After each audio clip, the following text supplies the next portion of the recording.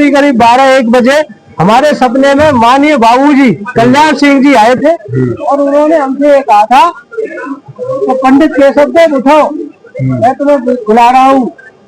मेरी सपने में उनसे मुझसे कहा कि अयोध्या के बाद अलीगढ़ का जो मेरा सपना था वो अधूरा है।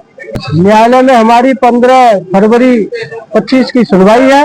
नमस्कार दोस्तों, अलीगढ़ की जामा मस्जिद लगातार विवादों में घिरी हुई है, जिसे लेकर अब विश्व पटल पर बातें हो रही हैं, चर्चा हो रही है और विश्व की निगाहें इस समय पर टिकी हुई है अलीगढ़ पर।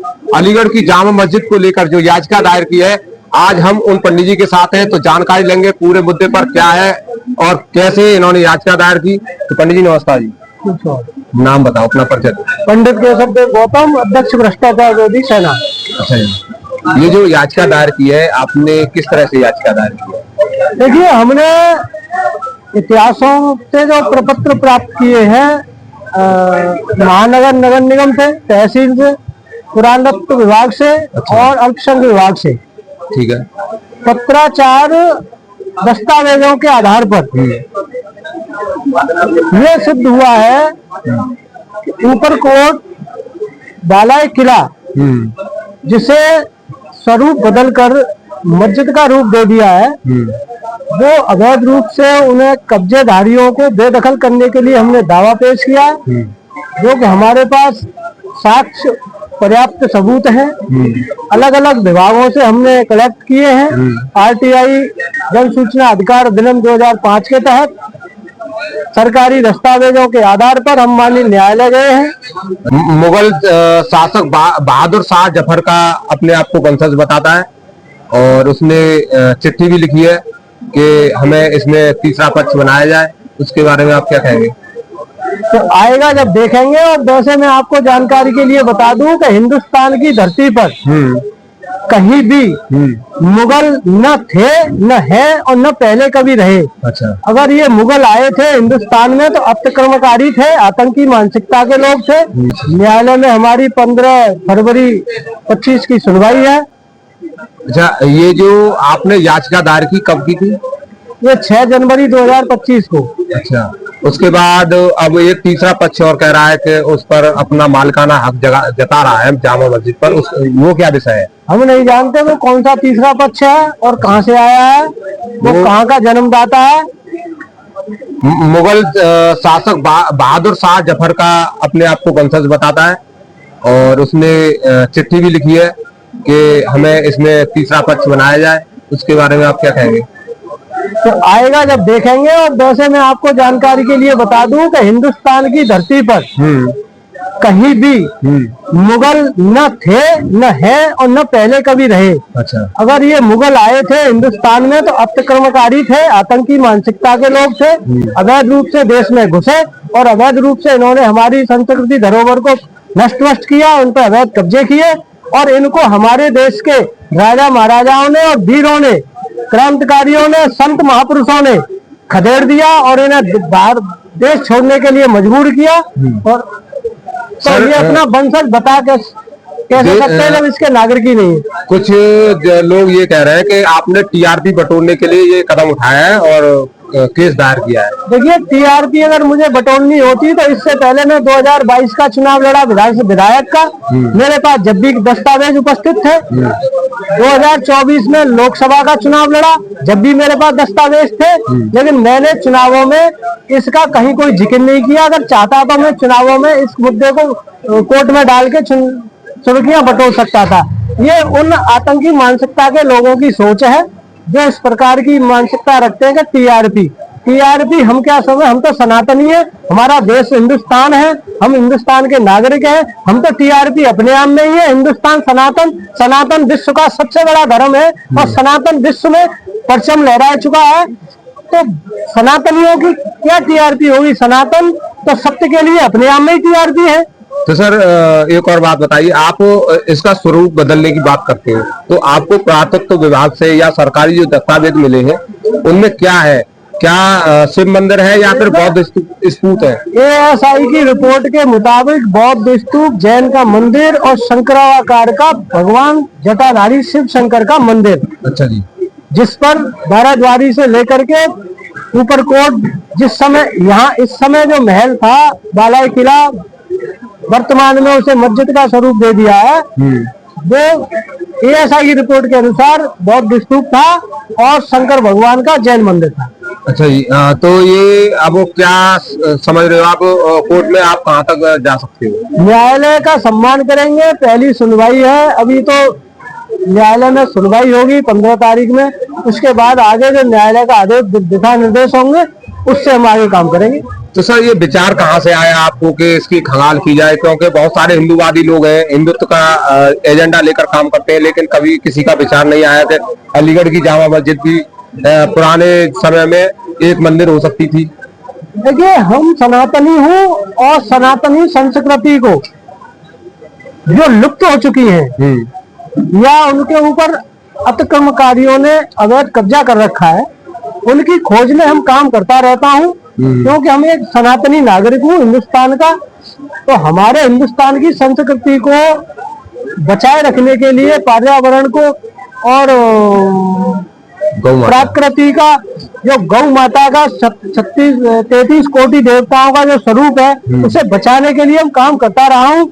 तो ये विचार भी मेरे अंदर आया था कि यहाँ शहर में कई ऐसे स्तंभ हैं जहाँ भगवान शिव के ओम के चिन्हों के सहित वो स्थापित है, मंदिर है, बावड़ी है, कुएं है, तालाब है। तो इन पर हम काम करता रहा और गंदगी जल भराव था। जब हमने इस पर काम शुरू किया तो हमारी नजर उन स्तूपों पर गई, उन साक्ष्यों पर गई, उन स्तंभ जो है हिंदू संत ऋषियों के द्वारा जो स्थापित किए उन पर गई। तो हमने इस पर जब काम शुरू किया RTI के तहत, तो कई विभागों से चौंकाने वाले हमें जवाब मिले। उसको फिर हमने और पुख्ता किया, अन्य विभागों से किया। और मैं आपको एक चीज बता दूं, पिछले 6 महीने पहले चैत्र के नवरात्रों में पिछले साल और उसके बाद में दीपावली के बाद जो नवरात्रि आई थी,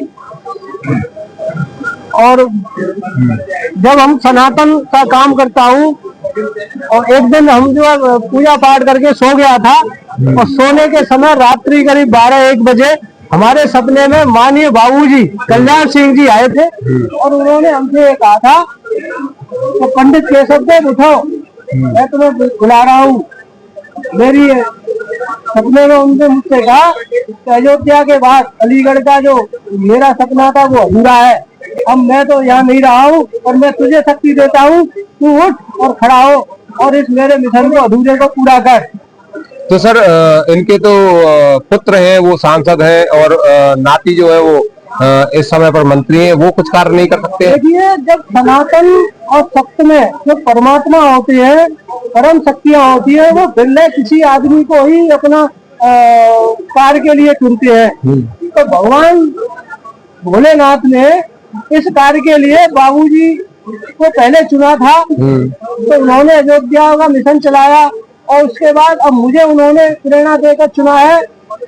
तो ये जरूरी नहीं कि वो अपने हमारे ऋषि मुनि और जितने भी हमारे क्रांतिकारी हुए हैं या हमारे पूर्वज हैं। और देखिए, चाणक्य और भी ऐसे कई महापुरुष संत हुए हैं, इन्होंने अपने कार्य के लिए जो उचित है उसी को चुना है। अगर वो अपना वंशवाद चुनते तो महात्मा गांधी जी भी अपने परिवार से ही चुनते, चाणक्य भी अपने ही ब्राह्मण वंश से चुनते, मौर्य को राजा नहीं बनाते। गुरु द्रोणाचार्य ने अर्जुन को चुना, कर्ण को चुना, अपने उसको नहीं चुना। ये तो महापुरुषों का और अवतारियों का ये रहा है संदेश कि जिस काम के लिए जो व्यक्ति है उसी को चुना जाता है। तो भगवान ने और इन्होंने बाबूजी ने हमें चुना, तो हम आगे बढ़ गए। तो सर जैसे अदालत का कोई फैसला आता है, उसके बाद आपको क्या लगता है संभल जैसी स्थिति नहीं बनेगी अलीगढ़ में? देखिए, यहाँ ऐसी कोई स्थिति नहीं है। अगर मानसिकता दूषित रखने वाले जो लोग हैं वो इसको इस प्रकार से प्रचारित करेंगे तो वो उनकी मंशा है। हमारे सनातन में सत्य की बात है, सनातन कभी झगड़ालू नहीं हुआ है। सनातन में भाई प्रेम से काम किया जाता है, पूजा पद्धति से होता है, साक्ष्यों से होता है, धर्म से होता है और उसी प्रथा पर हम चल रहे हैं।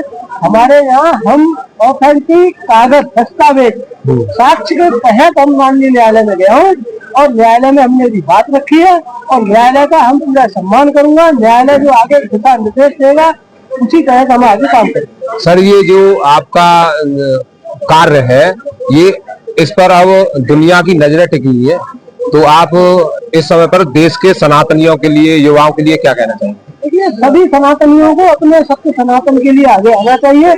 हमारी संस्कृति, राष्ट्रीय धरोहर, गंगा जमुना सरस्वती गोदावरी त्रिवेणी और महासंगम महाकुंभ का पर्व चल रहा है। देखिए, हर 12 साल बाद कुंभ माता, हमारे संत ऋषि मुनि तपस्वी जंगलों में और पहाड़ों में रहते हैं। 12 साल बाद वो यहाँ आते हैं, बड़ा परम आनंद में चल रहा है। इस समय प्रयाग में स्वर्ग है, देवी देवताओं का वहाँ वास है और उसी समय देखिए, ये सबसे बड़ी बात है, जनवरी के माह में ये कुंभ प्रारंभ हुआ और जनवरी के माह में ही परमात्मा ने मुझे सद्बुद्धि दी तो मैं न्यायालय में आया हूँ उसके कार्य के लिए। अब फरवरी अभी प्रयागराज चल रहा है और सुनवाई होने वाली है पहली बार, तो अच्छा और क्या होगा। तो सर, मैं और जानना चाहूंगा, जैसे आपने ये याचिका दायर की, उसके बाद कोई दबाव, कोई परेशानी? हमारे ऊपर कोई ऐसा दबाव नहीं है, किसी का नहीं है। अच्छा, जो मंशा है अपने हिसाब से काम कर रहे हैं और जो आपके पास साक्ष्य है वो टिक पाएंगे क्या अदालत में? देखिए, हम कभी झूठा आदमी काम नहीं करता हूँ, हम साक्ष्यों के बेस पे काम करता हूँ और जो साक्ष्य थे वो हमने न्यायालय में दे दिए। अब न्यायालय का जो निर्णय होगा वो करेंगे। तो हमारे जो पंडित जी हैं, ये लगातार सनातन धर्म को आगे बढ़ाने का कार्य कर रहे हैं और इसी के चलते इन्होंने एक याचिका दायर की है जो एक विश्व पटल पर देखी जा रही है कि क्योंकि अलीगढ़ की जो जामा मस्जिद है एशिया की नंबर 1 मस्जिद है और इसका जो स्वरूप है अपने आप में देखने वाला है, तो जिसे लेकर इन्होंने याचिका दायर की है। इनका कहना है कि मस्जिद बनाई गई है, वहां पर स्वरूप कुछ और था लेकिन अब उसका स्वरूप बदलकर मस्जिद का नाम दे दिया गया है। तो हमारा वीडियो देखने के लिए आपका बहुत बहुत धन्यवाद। नमस्कार।